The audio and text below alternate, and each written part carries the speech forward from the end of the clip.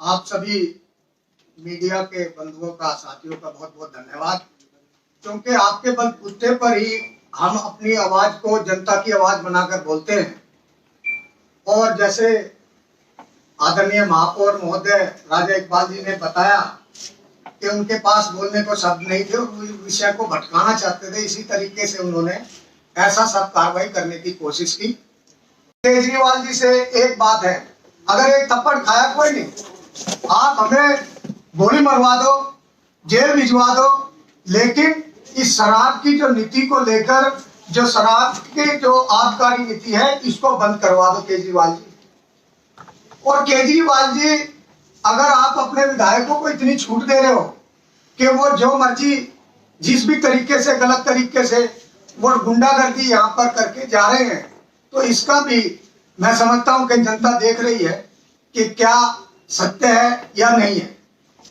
मैं केजरीवाल जी से एक बात और जानकारी चाहूंगा कि जो SC ST या OBC या एक्स सर्विसमैन या जो हैंडीकैप्ड हैं, इनको जो कोटा अगर देना चाहिए, केजरीवाल जी जो गरीबों के उत्थान की बात है, आप वो काम कीजिए ना।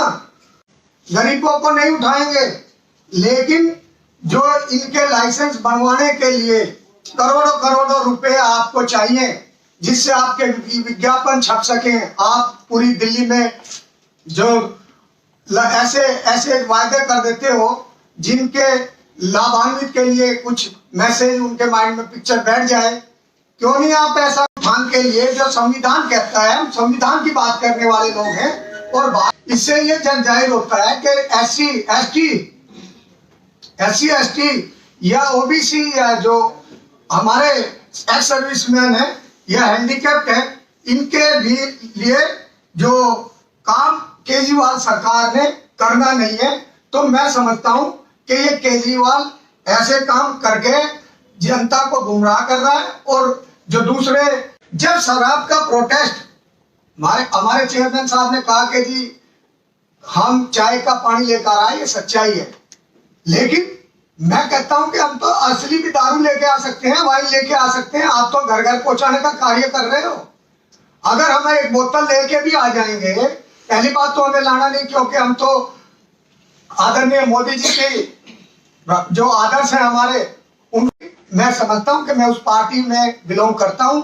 हमारा तो जो शराब नीति से ये लेना देना तो यही है कि प्रोटेस्ट हमारा था, हमने किया, और ये जो शराबबंदी पूरी जो दिल्ली में केजरीवाल सरकार कर रही है, इसको हमें रोकने के लिए चाहे गोली खानी पड़े, चाहे जेल जाना पड़े, चाहे थप्पड़ खाने पड़े, हमें कोई ऐतराज नहीं है।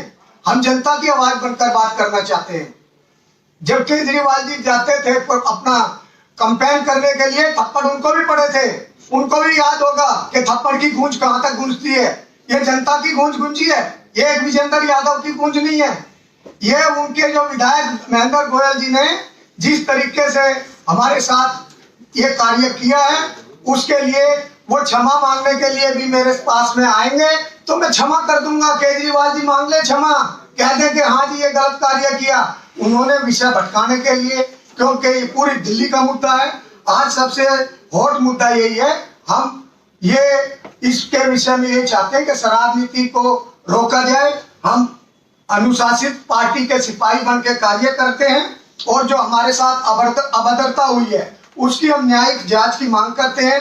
विजेंद्र यादव जी, अंजू जैन जी, रेखा सिन्हा जी, वो भी हमारे जो सीनियर निगम पार्षद साथ में जाएंगे, और हम अपनी बात करेंगे LG साहब के सामने कि हमारे साथ कैसे दुर्व्यवहार किया गया MLA के द्वारा, और हम उनसे डिमांड रखेंगे उचित कार्रवाई की जाए और MLA को सस्पेंड किया जाए। कानून है, भारतीय कानून के दायरे के अंदर रहकर ही मैं कार्य करने वाले उसको ध्यान में रखकर कार्य करना चाहता हूँ।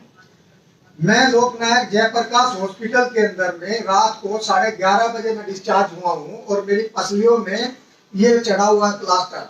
मैं जयप्रकाश हॉस्पिटल की रिपोर्ट है, जिसके अंदर मेरे एक्सरे या मेरी पसलियों की जो टुट्टन है, या जो मेरे एक्सरे, इसकी भी कॉपी अगर आप चाहेंगे तो मैं दूंगा आपको।